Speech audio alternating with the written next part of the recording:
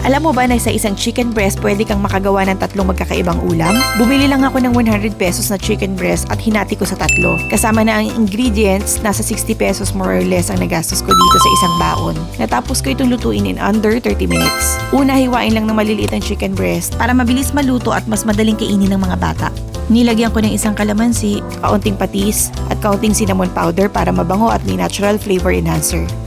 I-marinate lang ng mga 5 minutes para kumapit yung timpla. Para naman sa dry butter, gumamit ako ng 1/2 cup cornstarch, 2 tablespoon breading mix, kung wala pwede rin ng harina at garlic powder. At naglagay ako ng kaunting breadcrumbs, haluin lang hanggang mag-combine. Sa wet butter naman, kalahating itlog lang ang gamit ko dahil konti lang naman ng manok. Hinaluan ko rin ng isang kutsara ng dry butter mixture. Haluin lang na mabuti at pagkatapos, i-coat sa dry butter at handa na itong iprito. Gustong gusto ito ng mga bata dahil crispy at masarap. Sa pagpiprito, iset sa medium-high heat para mabilis mag-set ang coating at nakakatulong itong mabawasan ng oil absorption. Iprito hanggang maging golden brown at crispy. Sinerve ko ito kasama ng nilagang itlog, kamatis at Japanese mayo para sa dip. Isa pa lang to sa 3 ulam na nagawa ko gamit ang chicken breast, kaya i-follow mo na ako at abangan ng part 2.